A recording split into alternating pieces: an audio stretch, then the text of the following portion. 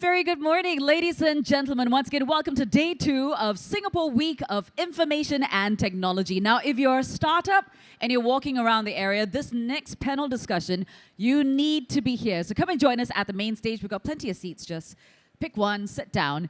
Now, this next panel is all about unlocking regional opportunities in Southeast Asia for startups. We're going to turn our focus into one of the most exciting and fast-growing markets in the world, which is right here, Southeast Asia. Now, the rapid growth of this region is creating tremendous opportunities for innovation, from advancing the green transition and expanding healthcare access to bridging into digital divide. Now, our speakers will share how you can drive meaningful impact and scale sustainably in this vibrant region. Please join me and moderate in welcoming our moderator for this segment. We've got Ms. Bernice Tay, Director of Global Innovation Network of Enterprise Singapore. Good morning, Bernice. Doing good? Hope you had your coffee. And our esteemed panel, we have, please welcome, Ms. Hat Lestari, Chief of Staff of Six Estates. We have Mr. Mulyawan Ghani, CEO of Digital Business of Sina Maslan. Good morning. We've got Ms. Huiyan Leong, Partner of Investment of Vertex Ventures Southeast Asia and India. Good morning, Huiyan. And we have Ms. Rebecca Sharp, Founder and CEO of Better Earth Ventures. So Ghani is surrounded by ladies today. It's a good start to a Friday. Over to you, buddies. Well, good morning, everyone. My name is Bernice, and together with my team at Enterprise Singapore, we support startups and Singapore enterprises to go to market through the Global Innovation Alliance. And this morning, it's my great privilege to have this panel of experts talk about a region that we are very passionate about and we think has a lot of opportunities. So I'm going to just dive straight into it. I think many of the audience probably have heard the great growth story of Southeast Asia, but maybe we need to separate what is hype and what is reality. So I would maybe just ask our panel here, what is your sense of the region? Maybe we could start with Priyan, as from an investor lens. How are you sense-making this region, and how has Vertex sort of adapted its investment thesis through the years for Southeast Asia? Thank you. Quick introduction, Priyan here from Vertex Ventures Southeast Asia and India, a sector-agnostic early-stage VC fund. I think for us, we have always been long on the region. When it comes to where the opportunities are, I think consumption will always be the mainstay. The rising middle class, the increasing affluency, and the aspirational aspect of the region makes it very interesting for homegrown brands and consumer businesses to thrive well. It is no longer that we will just buy to international brands and aspirations, but homegrown brands and businesses have a big role to play. But I think beyond that, we are more than just consumption. And every market actually has something unique to bring within the whole region, right? I mean, obviously, Singapore remains a very important business hub. It's very easy to do business here. It's very easy to travel in and out, and we are a talent hub. So that it's make us a capital hub, a capital market. However, our neighboring market, Malaysia, actually the standard of living is also very high, and the talent pool there is also very strong. They also have a lot more natural resources, so it's also very interesting. Vietnam and Thailand have historically been very strong players in the manufacturing sector, whether it's automotive, textile, food manufacturing. And I think as the market evolves, the innovators are also evolving. They are now saying that I can develop ways to transform seemingly archaic business sectors and make it more innovative, whether applying automation, technology, etc. And there are pockets of opportunities where global guys will find it hard to penetrate without knowing the local market nuances. And obviously, Indonesia remains a very big market. So I'm going to pause here. Thank you, Priyan. And I'm so sorry, I should have asked my panel to introduce themselves, but I'll ask them to do an introduction as I pose questions to them. So maybe just to follow on from Priyan's pretty optimistic view about Southeast Asia, Rebecca, do you want to add on, you have a different perspective as an ecosystem builder? Sure. And thank you so much for the opportunity to be on this panel. I'm really delighted to be here joining you today. So my name is Rebecca. I'm the founder of Better Earth Ventures. We are a climate tech accelerator that focuses on growth stage companies. So we look at people that are kind of TRL 5, 6, and think about how they might be able to expand their businesses using Singapore as a launchpad.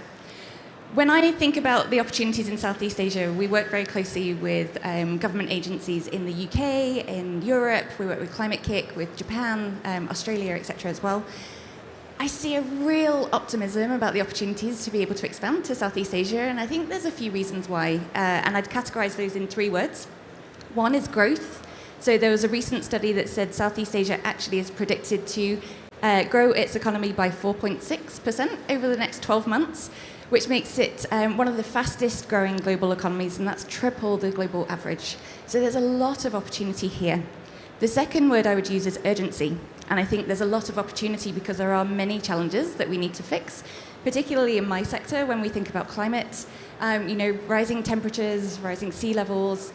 48 million people in Southeast Asia are predicted to be displaced in their homes by 2050 because of droughts, because of rising sea levels, because of crop resilience failing, etc. as well.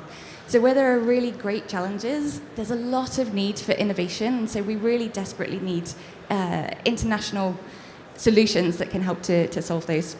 And the third I think I would share is shared purpose. So huge number in the increase in numbers of accelerators, in the number of government spend towards innovation.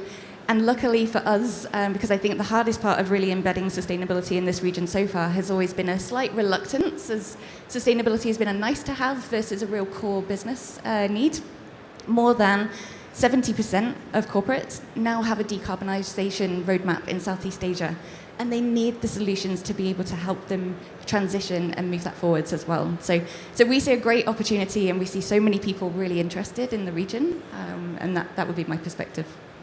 That's interesting. Thank you, Rebecca. I'm just going to pick up on your topic about partnerships and ecosystem building and corporates. And this would be the perfect time to bring in Pak Ghani and maybe hear from him in terms of whether partnerships in Southeast Asia, what your views are in terms of corporates partnering startups and how you're doing it. All right, thank you, Bernice. So I was, being the only man on the panel, I was jokingly mentions that by the time I walk off from the stage, I'll be more feminine. Yeah. So, but all seriousness, thank you, Intermas Singapore, for having me, Bernie. A little bit introductions about myself. I'm coming from Sinamasland. We are a real estate company, one of the largest in Indonesia. So we build city. So we build actual city. And in order for the city to stay relevant, we need to innovate. We need to bring innovations, come to our city, incubate them, give them a go-to-market access so they can penetrate the great Indonesian market. And if you're successful in Indonesia and Singapore, most likely you'll be probably successful in the whole ASEAN. So talking about the partnerships and the corporate, I think I agree with Puyen's comment about we should stop treating the whole ASEAN market as a consumer's market. There are so much innovation that can be done that if you can leverage what we call the co-creations product, that means that you bring your IP, you bring your technology from overseas, either you come to Singapore, join one of the greatest lab here in town, you can actually co-create a product that have a specific product market fit needs that applicable to the region, right?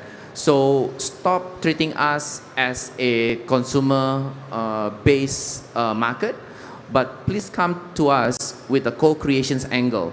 So being able to co-create requires a lot of things to do. Like I think what Rebecca mentioned earlier, we need to start moving away from a traditional partnership model where if you are a Japanese company, when you look at this region, the first thing that you want to do, you look for local partners. Nothing wrong with that, but is that finding a local partners that understand your product A to Z, from A to Z, is very, very rare. You end up having a series of partners at the end of the day that you need to manage. So as a startup or as a MNC, this probably not the best way to do, because just way too many. If you're managing 4 to 5 partners, there are some conflicts and you're gonna go into the corporate drama too early.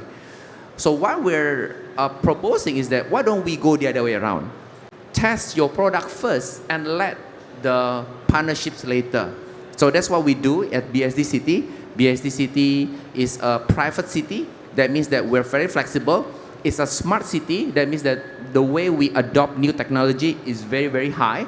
And we also have a special economic zone, like the ones like in Singapore and Johor that been going in the news for the last few months. So combined with that, we have a triple trifecta to really turbocharge innovations from overseas to come to our city with the hope to scale throughout the whole Indonesia market.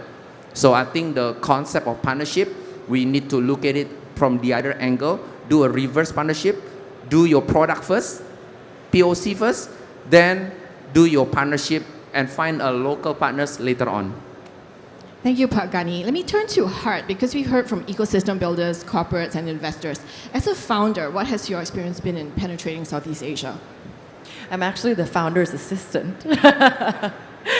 So I am the chief of staff at 668. We are a local AI company focused on developing agentic AI for financial institutions. So automating and transforming how banks and FSIs do lending, customer onboarding, and other critical lender processes. I think for us, Southeast Asia has always been a very attractive market for many clear reasons. It's at the intersection of a clear need, growing readiness, and room for innovation. So with regards to the clear need, we all know that it's a young digital population. Economies are growing very fast. And there's, in the financial institution space at least, a very persistent financial gap, particularly for SMEs. You see a lot of lenders who are trying to grow and scale, but not necessarily having the means or the readiness to keep hiring to do so. So that's where technology like agentic AI can really play a part in helping them to scale safely and effectively. With regards to the growing readiness, we do see that a lot of the customers that we're talking to are seeing AI and technology now more than just a cost-saving measure, but it was a way to really enable growth, competition, and product development. And that's a really promising sign of them adopting AI. The third is the room for innovation. It's such a complex market with such fragmentation, different data standards, different levels of digitization. And for startups that are able to address that, compete in that effectively, that's really how they can stand out. And it's such a complex market that if you can win here, you can translate your learnings and your technologies for the world stage. So that's attractive. In terms of the partnerships and funding strategies, I think everyone's talked a little bit about a couple of things, but for us as startups, we leaned quite heavily on programs, structured programs for startups. So we personally partook in the ESG's Global Innovation Alliance programs, which not just a plug for ESG, but it was a good platform that not only had like an education aspect, like what kind of regulations and laws do you need to keep a mind of, but also involved very ready and very interested enterprises to take part. So it had not only like a help you figure it out kind of aspect, but let's give you the customers to work with. So I think as a startup, you need to really take advantage of all these things that are available. Thank you so much, Hart. And I just want to say that I did not pay Hart for that plug, but I really appreciate it. I've heard a lot of positive things about, from the different panelists about the opportunities. And I think Pak Ghani did raise that sometimes partnerships and navigating through different partners can be quite challenging. So, startups may want to think about how to navigate it in a better way. I just want to hear from the panelists, what are some of the strategies you would recommend for founders who want to navigate through these complexities? And I maybe also want to push a little bit on whether you want to highlight specific challenges in managing partnerships. If there are, sometimes not all partnerships end well. When does a founder or startup know that this is a natural conclusion and we should move on? Rebecca, you seem ready to go. Maybe I can hand this question to you. It's a great point. So this is exactly what we do, and I really like Pagani's point around how you go to market with a partner in the region already. I think there's nothing better than having a champion on the ground who really knows the nuances of how that market operates, what the regulations are, etc. as well. One of the strategies that we take to try and de-risk that a little bit for startups is that we have a huge database of, say, in the agri-tech sector where we do quite a lot of work, we have a list of the top 100 agri-corporates, and we look at what their sustainability goals are, but we also look at how they interact with the innovation sector. So do they have a corporate venture capital arm, for example? Do they have research and development centers? Do they have their own accelerator programs? And I think that's really important because as a startup, you know that that corporate is already bought into the innovation landscape. So it's much easier to manage kind of that power dynamic. You know that that corporate has frameworks where they're able to interact with the startups more effectively and look at those kind of proof of value stages and opportunities too. So that's one thing that we look at. The second I would recommend, and I was not paid to say this at all, but corporate innovation, open innovation challenges are fantastic opportunities for startups to be able to get involved. One, it publicly gives you a sense of what some of those corporates are calling out for in different countries and what are the most urgent challenges that they need to solve. Two, people like Enterprise Singapore have already negotiated that value exchange for you, so you know what grants are available, you know how the corporate is going to operate, you know the parameters that you can help build those partnerships on as well. So corporate innovation challenges, things like that are really fantastic tools to be able to do that. Where we've seen some of the challenges, because working with corporates is hard, there's lots of levels, lots of layers, lots of bureaucracy that sometimes you can face. I guess one of the key things that we've learned through some of the coaching, through how we've been supporting some of our companies, is where you don't have that value exchange kind of prearranged for you. One of the best ways to think about it is if you do a pilot with a corporate, see if you can get paid for that pilot. Even if it is a really small amount, like $50 or something like that, you're in the procurement system, which is great. That's one of the biggest hurdles from getting to pilot to commercial opportunity. So you've bypassed all of the paperwork, you've bypassed them needing to go and get 3 extra quotes to check that you're really the solution that they want to adopt. And so these are some of the things that we see. Thank you, Rebecca. I'm going to put Gani in the spot and just hear from him from his corporate lens. When startups approach you for co-creation, are there specific attributes that you look for that you know will make a good partnership? Because I suspect many people will come up to you later and ask you, how do we start co-creation with LLV or Cinemas? I think one of so if it's talking about the co-creations, that means the setup would be there is a huge corporate have so much IP, they would like to co-create their product into local markets. In order to do that, there's always 2 approaches. One, they can contact their counterpart, another big corporates in that local market. But from my conversations with them and our own learning as one of the largest conglomerate in town, it's very, very hard because you're talking about IP being shared across the globe, and there is tend to be whether this IP can be leaked or can be copied and the like. So corporate to corporate, in terms of innovation and co-creation, doesn't happen. Right? At least in Indonesia. I don't know whether in Vietnam or India or anywhere else. So then we say that, why local companies do not want to co-create new product using other companies' IP? Simply because they are very slow to change. So if you want to do that, you should be partnering with a local startup.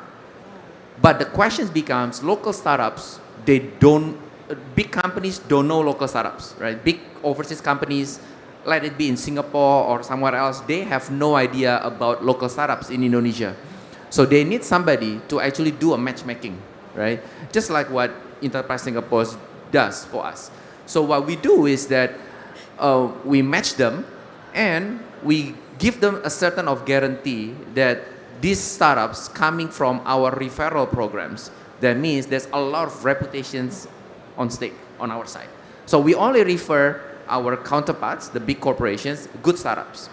So for me, if there's one word to design, is how you can actually create trust, where trust is not something that exists between the two-party relationship. That means that you need to have the big brother or the big mother, whoever it is, to say that, you know what, I'm matching you up because we believe your values are shared, your product can be deployed, we can help you protect the IP, right? Because we can be your reinforcer if any funny things happen with the startups, and we can assure the startups that this partnership, all the investment, all the bootstrap in terms of product fit, new codings and the like, can have a long-lasting relationship with their counterparts that come from overseas. So having somebody to quickly jumpstart the boost factor of the trust is very important, because trust takes a long time to build. That's why, like for us, we partners with all the big companies because we've been dealing business with them for 20, 30, 40 years as a conglomerate. I cannot imagine that there will be some big company in, let's say, in Singapore or in Japan is trying to build a relationship with a local startup in Indonesia. It's like 3-4 degree separations away. There is not enough time, and the startup thinks that the Japanese are very, very slow, and the Japanese thinks that the startup is very reckless, right? So all these things need to be balanced. So how can we, as a community, to balance those two expectations so we can jumpstart the activities on the ground while building reputations and trust that can last the partnership even longer outside and beyond our platform. Thank you. That was a very comprehensive answer. And I just want to share an anecdote that I heard from a partner, one of our global partners yesterday.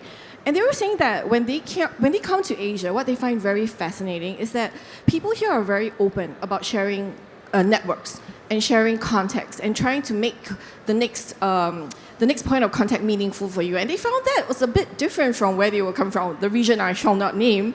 But definitely, I think we emphasized a lot about partnerships and trust here. And if I can shift gears a little bit to talk about scalability.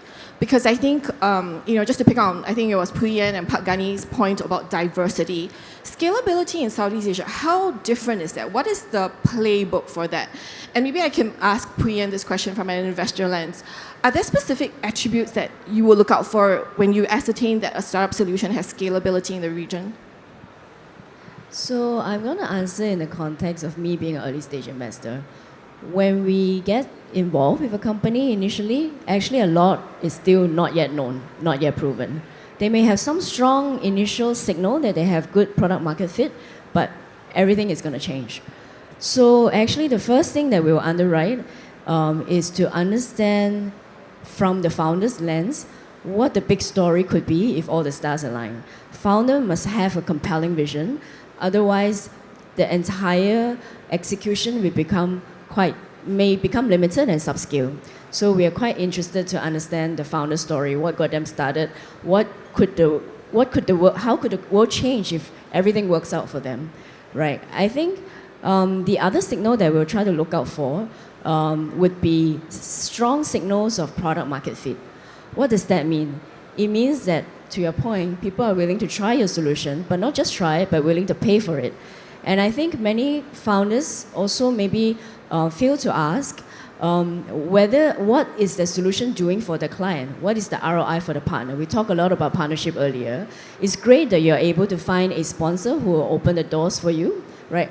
However, in addition to being kind, you must provide a utility for them. What is the ROI for the client to use your service? What's the ROI for the user to use your service, right? People argue whether B2C is easier or B2B is easier. They are both easy and difficult at the same time, so choose your heart. If I may give two examples, and I guess I'm plugging our portfolio companies here. Grab, everybody knows, and PetSnap, maybe some of you will know. One is a consumer company that has been able to execute so well that the company has been able to expand the domain into adjacent verticals, and now it's not just a ride-hailing app, it is also a food delivery app, it's also a financial services provider, and it's able to leverage its hyperlocal knowledge plus platform philosophy to scale. PetSnap is very different. It started with a very seemingly niche proposition of being a patent discovery platform, targeting only to researchers and academias and MNC with a research house, but it is the best in class in the world. And by being the best in the world, they're able to build on the moat, whether it's tech moat, data moat, domain expertise moat, pricing moat, and now they're one of the biggest, probably the biggest player in this domain, and have achieved scale globally. Yeah. Thank you. Maybe I can turn to Hart, because from your own experience as the founder's assistant, how has your journey been, and what are the challenges you're facing in terms of scalability in Southeast Asia? I think for us, it was a combination of learning who to align with, how to approach the partnership versus direct question. So for us, from the investor side, to scale, we also need to find investors. And obviously in this environment, it's a bit more challenging than it might have been in the past. But we learned that a big part of it is also finding investors that are aligned in terms of understanding the challenges in your specific domain. And for us, it's like the challenges with selling to FSIs. We align ourselves with investors who understand how our technology is actually differentiated, as well as those who understand the scale of investment required to actually make real breakthroughs in AI. From the figuring out how to actually scale into different markets, we were playing with the idea of direct partnerships, all this. Then we realized that nothing is a real trade-off. It's just finding how to make both work as much as possible. So first we started with partnerships. Then we realized it's not as easy as finding a partner. It's how do you actually due diligence this partner and make sure that they have your interests at heart as well. And that's a big challenge, right? It really requires having people who understand the market and the local playing field. So in addition to finding the right partners, you can't just let them be off on their own. You also need to invest your own people. Why? Because you really want to stay close to the customer. You really want to learn from themselves what their real challenges are and how you can quickly adapt your solution for them. So I guess a big part of our scaling journey was figuring out how to balance all these different questions and learning who to align with to get ahead more effectively. Got it. I'm curious though, just to hear from some of our panelists here, would you advise startups in the audience to move quickly, meaning you should enter more markets as early as possible, or should you go deep and develop an entire ecosystem, your partnerships in one market before you gain the confidence and the traction to go into the next? How would you advise? Rebecca, you look ready to go.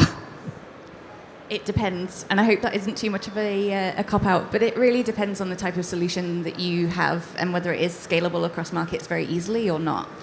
For us, because we work more with climate tech startups and very often they're deep tech companies, I would tend to advise that they go deep in one market first, because I guess to give you an example, right?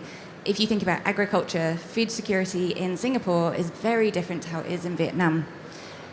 A lot of people in Southeast Asia, they don't like to be the first people, but they really love the case studies and the success and how you can replicate that across markets. So if you spread yourself too thin, you're only being able to offer kind of 10% capacity to each of the different people that you're working with, it can be really hard to prove out your model.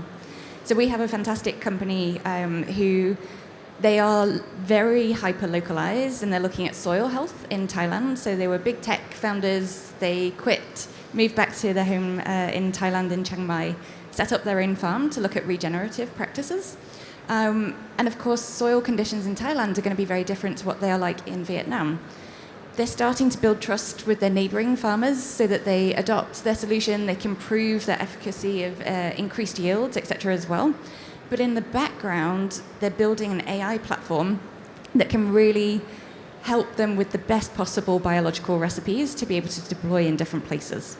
So they can use this AI platform, take the very best university research from all of the different areas, people that have been studying these different conditions for multiple years, and that's how they're looking to scale. But they really need to prove that out first and build trust. I think we've talked about trust a lot.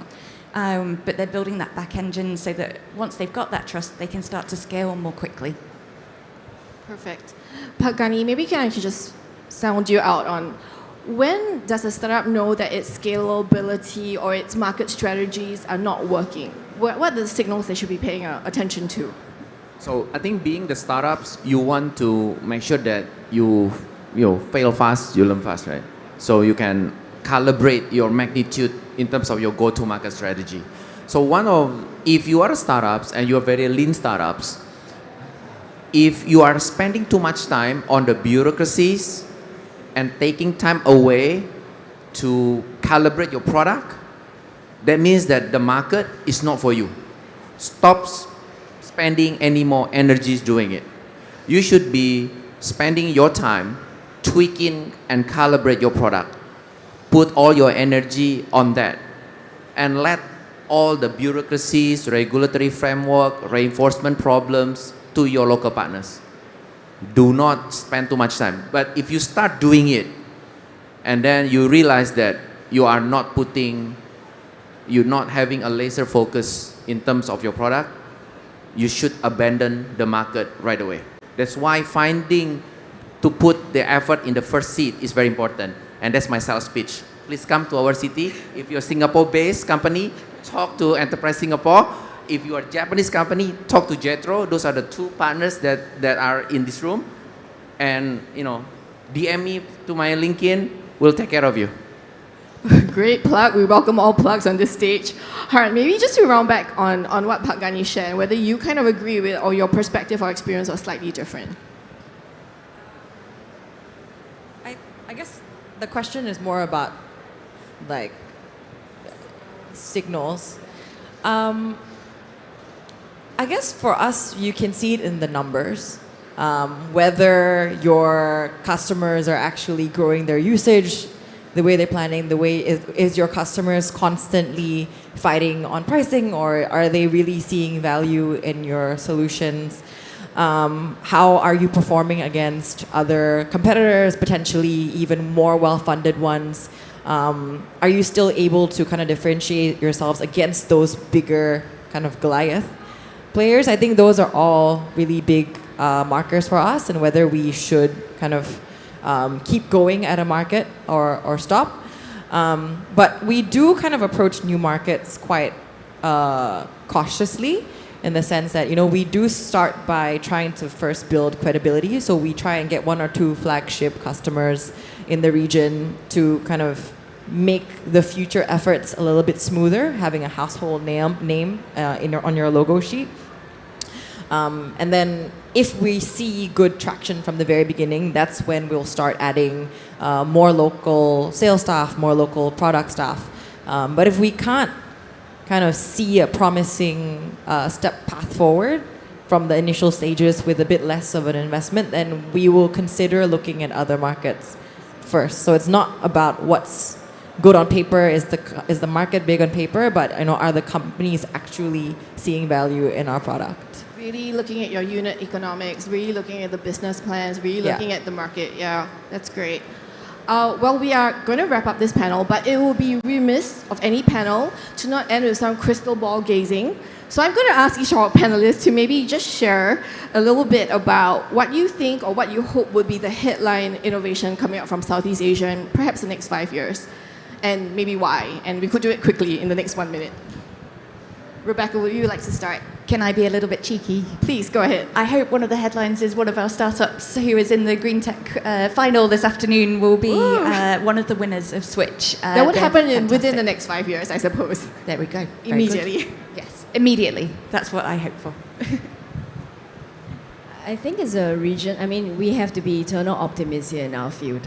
I would really like to see more success stories, whether it's exits, acquisitions, big headlines, more success stories coming out of the region that will enhance the level of optimism.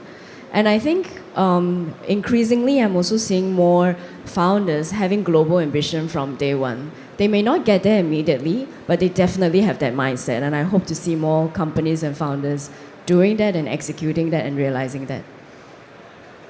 I think from our side, medical tech in the next 5 years in this region will gonna move the needle. I think there's a lot aging population start coming up, and this is something that is very local. It's medical, it's a healthcare. So we should be able to create a market where innovations can come in this space. I think we have an insane amount of AI talent and capabilities here. But as a startup, we still often go, oh no, when is that big giant US startup gonna come here and take our customers?